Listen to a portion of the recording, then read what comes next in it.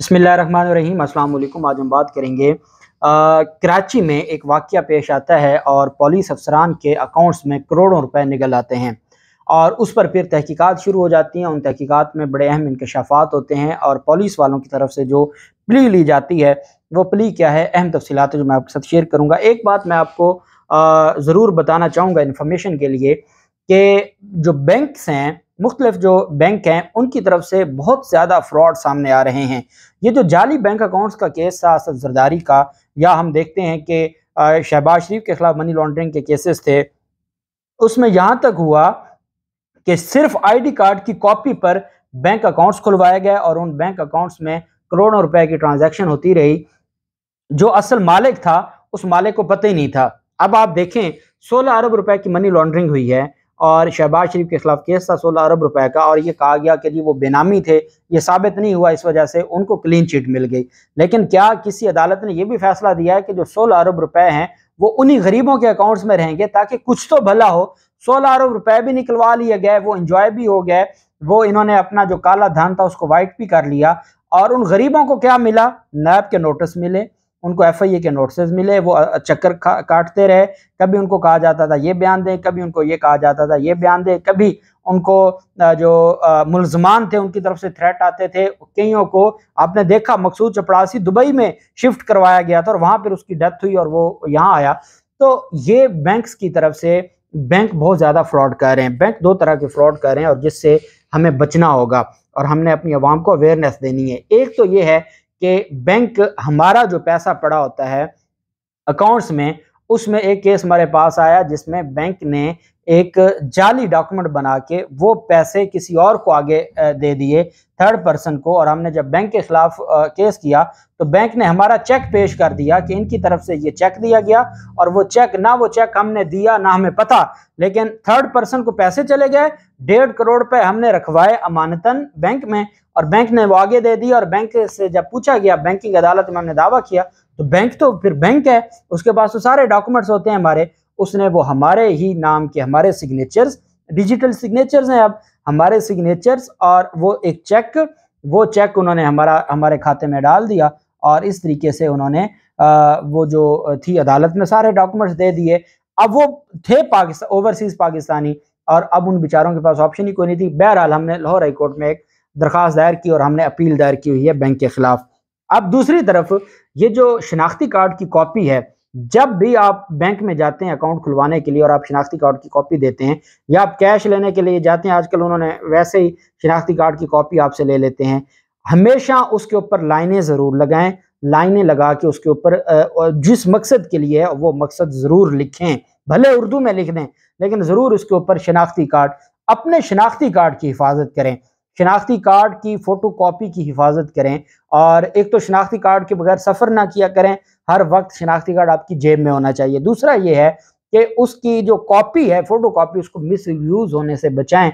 और सबसे ज़्यादा मिस यूज़ किया जाता है मुख्तलिफ केसेस में। पुलिस जो मुख्तलिफ लोगों को जब नामजद करती है तो वो उनके जो उनके शनाख्ती कार्ड गुम हुए होते हैं, उन गुमशुदा जिनको कैंसिल नहीं करवाया जाता, उनको इस्तेमाल करती है, नामालूम लोगों में उनके नाम डालती है। और फिर सबसे ज़्यादा जो ये फ्रॉड चला था कि आपकी फ़ोटो कॉपी जिसके हाथ में आ जाती थी उसकी बुनियाद पर वो सिमें निकलवा लेते थे और हज़ारों सिमें जो मुख्तलिफ दहशतगर्द थे, मुख्तलिफ जो क्रिमिनल्स थे उनसे रिकवर होती थी, तो वो मुख्तलिफ लोगों के शनाख्ती कार्ड पर होती थी। और फिर ये भी आप ज़रूर चेक किया करें कि अपने मोबाइल फ़ोन आप अपने जो वो एक ख़ास नंबर है उस पर मैसेज करके चेक करें कि आपके नंबर पर कितनी सिम रजिस्टर्ड है, और जो आप इस्तेमाल नहीं कर रहे और आपके शनाख्ती कार्ड पर वो रजिस्टर्ड है तो आप उसको फिल फॉर ब्लॉक करवाएं, क्योंकि अल्लाह ना करे कल वो किसी ऑफेंस में इस्तेमाल होती है तो फिर आप ये नहीं कह सकते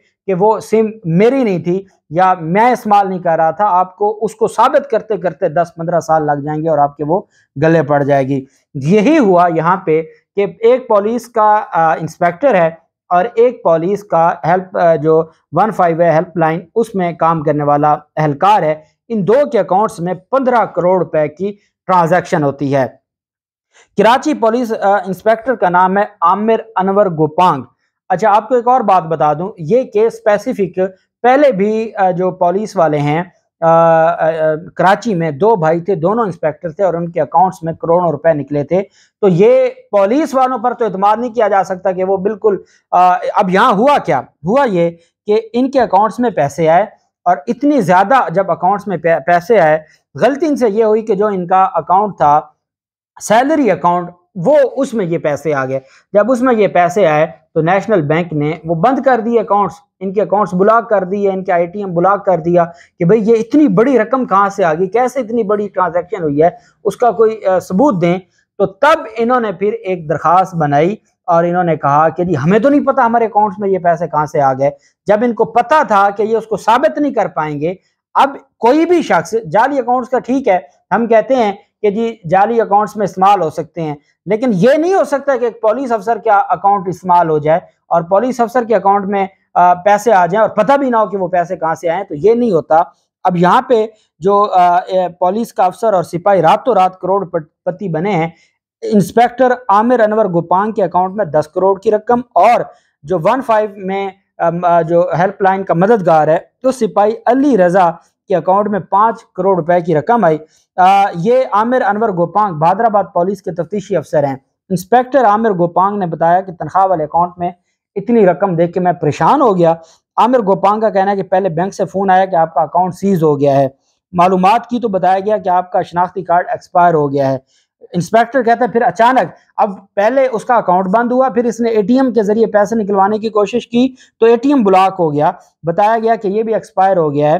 کہتے ہیں کہ میرا جو ہے وہ ابھی باقی تھی ایکسپائری، تو اس وجہ سے میں نیشنل بینک گیا ہوں، تو نیشنل بینک نے مجھ سے کہا بھی یہ پیسے کہاں سے آئے ہیں 10 کروڑ اور دوسرے کے اکاؤنٹ میں، اور وہ اکٹھے کام کرتے ہیں۔ یہ بھی مزے کی بات یہ ہے کہ یہ نہیں ہے کہ کوئی بڑا کوئی اچھا آدمی تھا اور اس نے ایک انسپیکٹر کراچی کا تھا اور اس جو اہلکار دوسرے جس کے اکاؤنٹ میں 5 کروڑ آ رہے ہیں وہ کوئی پشاور کا ہو، نہیں، ایک ہی جگہ کے ہیں، ایک کے اکاؤنٹ میں 10 کروڑ آ رہا ہے اور ایک کے اکاؤنٹ میں 5 کروڑ آ رہا ہے۔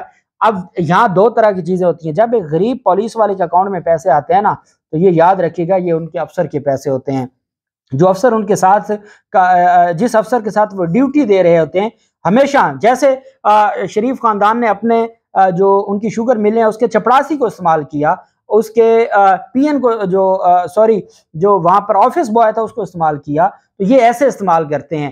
ہمیشہ جب کسی پولیس افسر کے اکاؤنٹ سے پیسے نکلیں اور ساتھ ہی اس کے اہلکار کے اکاؤنٹ سے پیسے نکلیں تو وہ 5 کروڑ کو اس علی رضا کا نہیں تھا، وہ اسی گوپانگ کا ہی تھا۔ اور یہ گوپانگ کے پہلے بھی جو یہ انسپیکٹرز ہیں کراچی میں، ان کے حوالے سے اور ان کے کرپشن کے بڑے قصے ہیں اور بڑی داستانیں ہیں، اور یہ زرداری مافیا کے خاص لوگ ہیں۔